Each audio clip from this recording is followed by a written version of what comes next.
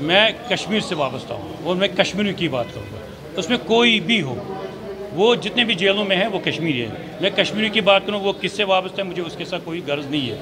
ان پر جتنے بھی جو خاص کر جو معصوم لڑکے ہیں جن پر کوئی الزام نہیں ہے، جن کو پھنسایا گیا ہے، پہلے میں ان کو فی الفور رہا کرنے کی مانگ کر رہا ہوں، چاہے وہ کسی سے بھی وابستہ ہو، چاہے وہ حریت سے ہو، کسی ایون کے کس سے بھی، پہلے تو وہ وابستہ ہو ہی نہیں سکتے، تو ان کو سازش کے تحت بند کیا گیا۔ دوسرے جن پر چھوٹے موٹے الزامات لگے ہیں تو ان کو بھی میں کہتا ہوں کہ ان کو بھی ایک چانس دینا چاہیے، ایمنسٹی کے تحت ان کو بیل آؤٹ کرنا چاہیے۔ وہ کس سے وابستہ ہے اس سے کوئی دیکھنا نہیں چاہیے۔ دیکھیے جب ماحول کو خوشگوار بنانا ہے پھر کوئی نہ کوئی بہترین قدم لوگوں کے لیے اٹھانا ہی ہے۔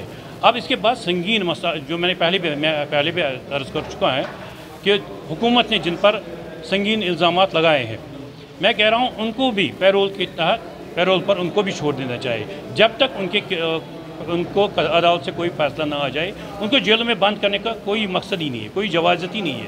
جس وقت ان پر کورٹ میں کوئی جرم ثابت ہو جائے اس کے بعد کوئی ان پر عمل درآمد کرنی چاہیے، ان کو کوئی سزا جو عدالت دے اس میں کوئی پریشانی نہیں ہے، مگر تب تک ان کو جیلوں میں بند رکھنے کا کوئی مطلب ہی نہیں ہے۔ دوسری بات میں نے پہلے بھی عرض کر چکا ہوں، جب تک ان پر عمل کیا جائے، ہمارے مطالبہ پر عمل کیا جائے تب تک ریاست سے باہر لڑکوں کو رکھنے کا مقصد ہی کیا ہے، جوازت کیا ہے؟ کیا اس کا مطلب ان کے پاس سیکورٹی نہیں ہے؟ اگر یہاں پر سیکورٹی ہے تو پھر ان کو اپنے ڈسٹرکٹ جیلوں میں بند رکھے جب تک یہ عمل کیا جائے۔ اور باہر کے اتنی گرمی میں تو یہاں جو اقتصادی حالات ہمارے خراب ہو چکے ہیں، ان کے ماں باپ کہاں سے پیسے لائیں گے، ان سے ملنے کے لیے جائیں گے؟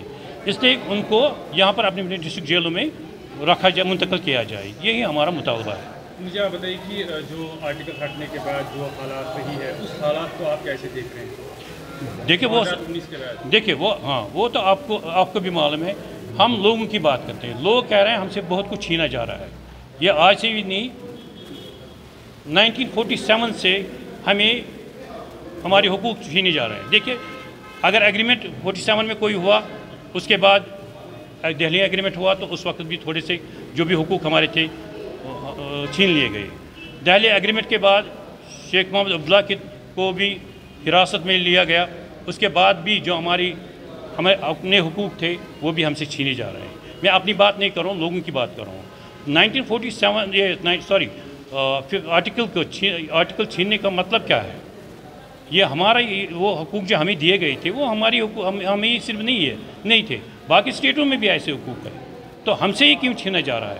کیا اس کا مطلب ہے کہ یہاں پر میجارٹی مائنارٹی رہتی ہے؟ دوسری بات یہ ہے کہ وہ کس نے چھینا؟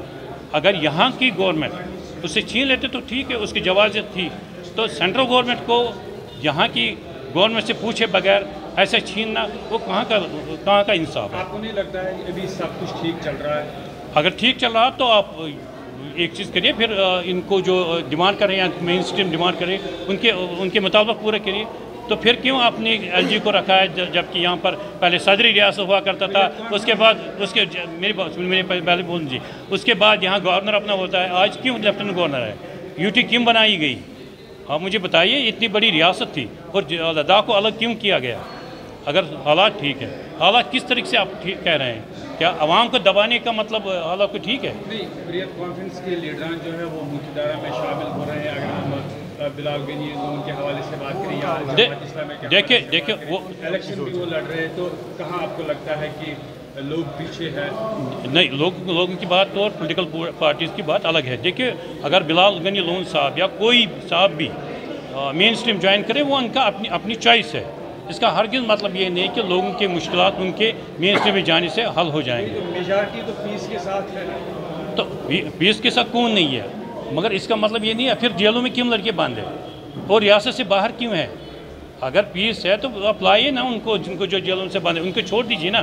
اگر مکمل طور پر خوشگوار ماحول ہے تو پھر ان چھوٹے موٹے معاملات میں جو لڑکے بند ہیں ان کو چھوڑ دیجیے، جو بے گناہ بند ہے ان کو چھوڑ دیجیے، ان کو یہاں منتقل کرے۔ اگر ٹھیک ہے، اگر آپ کی سیکورٹی آپ کو لگ رہا ہے سیکورٹی مضبوط ہے یہاں، تو ٹھیک ہے، ان کو یہاں لائیں نا کشمیر، جو آپ جیلوں میں باہر کیوں رکھیں گے؟ کیا آپ شبیر شاہ نعیم خان اور جتنے بھی بڑے حریت نیتا جیلوں کے اندر بند ہیں، آپ ان کی بھی وکالت کرتے ہیں؟ ہر ایک، دیکھیں وہ بھی کشمیری ہے نا، وہ کشمیر کے باہر نہیں رہتے نا، وہ دلی کے نہیں ہے، کسی ریاست کے نہیں ہے. میں کشمیر کی بات کروں، میں ہر ایک کشمیر کی بات، چاہے پنڈت ہو، چاہے مسلم ہو، سکھ ہو، کوئی بھی، میں ہر ایک کشمیر کی بات کروں.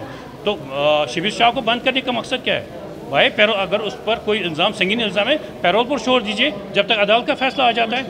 ایسے ہیں ان کے خلاف جو ہے سنگین الزامات ہیں. ہاں، ان کو بھی چھوڑ دیجیے. بالکل میں ان کی بھی وکالت کر رہا ہوں. میں کہہ رہا ہوں ان کو پیرول پر چھوڑ دیجئے جب تک کہ ان کے ساتھ انصاف نہ ہو جائے، جب تک عدالت کا فیصلہ نہ آ جائے ان کو بالکل چھوڑ دیجئے. آپ کیوں ان کو بند رکھنا ہے؟ ابھی ہو سکتا ہے آپ نے دیکھا ہوگا پچھلے 35 سال سے بہت سارے نوجوان ایسے ہیں جن کو 10 سال 5 سال کے بعد چھوڑ دیا گیا اور کہا گیا کہ یہ بے قصور تھے، لیکن ان کی جوانی ختم ہو چکی تھی تب تک، ان کے گھر برباد ہو چکے تھے تب تک. اس لیے میں کہتا ہوں کہ جن پر سنگین الزامات ہیں ان کو بھی آپ پیرول پر چھوڑ دیجیے تب تک جب تک کہ عدالت کا فیصلہ نہ آ جائے.